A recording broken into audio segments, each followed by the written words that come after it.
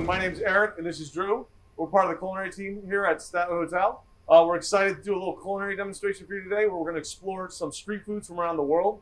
Something fun that you can use at your next tailgate party or your next, March Madness is coming up. So a good way to entertain, get excited, and do something a little outside the ordinary.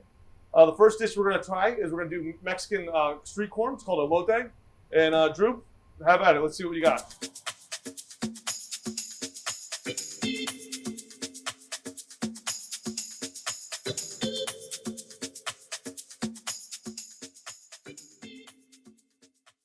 So we're going to make this Mexican street corn. It kind of takes a underwhelming side dish and turns it into a delicious standalone treat. So we'll peel the corn and grill it. Let's go. Simple way to peel corn. Just grab it at the top, pull it down. You're going to get some corn hairs or silk. The silk will make a mess. It will. It will. But it also burns off on the grill. So don't be too stressed about it. I'm going to put this in your office later. Just kind of rub it and get the silk off.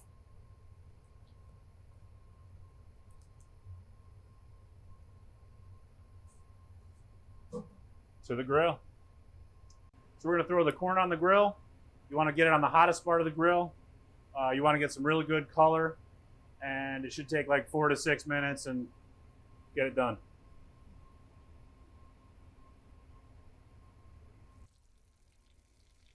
So while Eric is grilling the corn, we're going to get ready and make our mayonnaise and sour cream mixture. So I have a half a cup of mayo and a half a cup of sour cream. You get those together. Then we're going to get some cilantro and some lime zest. This zester has seen better days.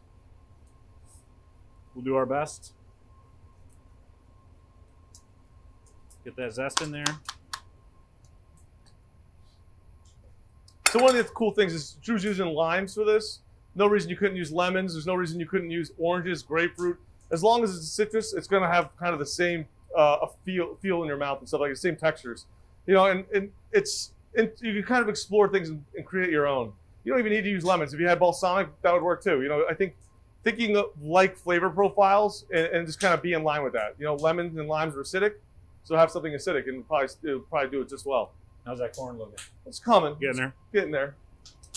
That was him reminding me I got corn cooking. So that's good to go.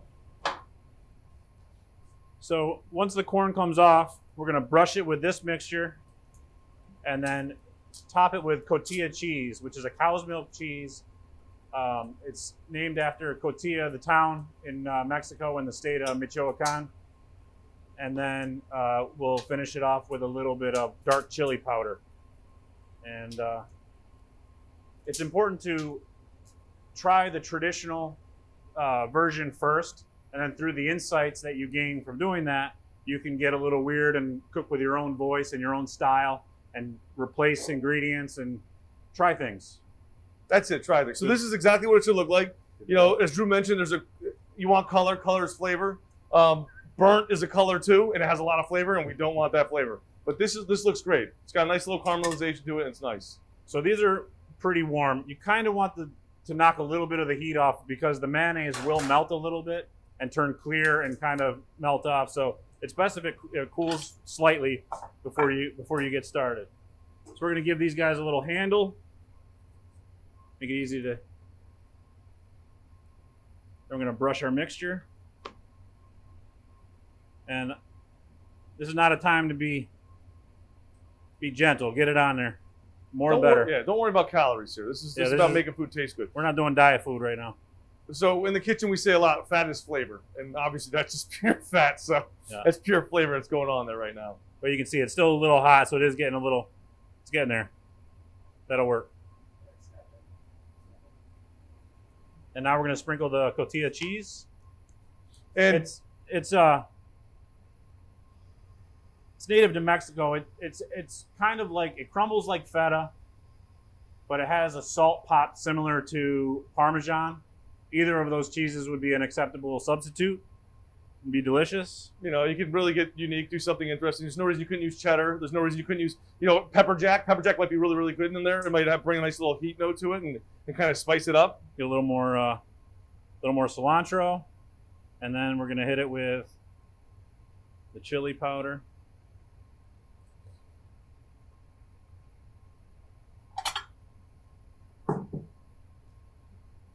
And there's one. One thing that's neat they'll do in Mexico is they'll actually braid the corn husk. They'll pull it off and they'll braid it. And that'll be the handle that you would eat it for. That'll be like this in the streets and stuff. And it just looks a little more. It looks more attractive. That's right. Drew and I don't know how to braid hair, so we decided to use sticks. So I can braid. I can't. So I cannot. I had long hair, dude. So this one I'm gonna get a little weird. I bought some hot Cheetos and ground them up into a powder. That's a color you see often in nature, but it's delicious. So again, with our mayonnaise mixture, get it on there. And you know what? You could use Doritos. You can use anything you want. You can use salt and vinegar potato chips. You could use any kind of potato chip. It's just a way to get more texture on there, a little more color, a little more interesting flavor profiles, you know? It's a way to have fun. I like neon. It definitely catches the eye. I will say that. It definitely catches the eye. You need like sunglasses when you're doing this one. Oh, yeah. Looks like it's radioactive. There's our other friend. And then we're just going to go ahead and go into our final friend. So this one, I was trying to think of flavors that I like. And one of my favorite chefs, Thomas Keller, used to do a pasta with corn. And I believe there was truffle oil. And so I thought, let's put these together. So I made a truffle aioli that I'm going to brush the corn with. Truffle and corn is a beautiful, beautiful thing. Load that up. You can hit it with a little bit of truffle salt if you don't have it. I put truffle salt in there. Oh, you have some? Yeah, we can put more on there, So obviously. you could do, if you didn't have truffle oil, you could use truffle salt. That would work well. If you kind of got deep pockets and you got black truffle shavings, there's no reason that wouldn't be good either. Yeah. These are fried garlic chips. These will give you amazing breath. So we have corn, truffle, mayonnaise, all things that are beautiful together. And then I took some dried black trumpet mushrooms and made a mushroom salt. So what would you do? How would you make that? If you get dried mushrooms, you just put them in the blender with a little bit of salt and Whiz it together? whiz it till it's happy. And then I like to leave a little bit of the cilantro whole and garnish in there. Simple, it's easy, it's quick. We did this start to finish in less than like 7 minutes. Very easy food, very fun to do. You kind of make it your own. This is another creation that Drew kind of had. Nice little, if you're entertaining, they're like little lollipops, little corn little lollipops. Somebody doesn't want to commit to a whole ear of corn. Yeah, that's a commitment to eat a whole big piece of corn. So this is a little bit like, done easy. And everyone likes finger food.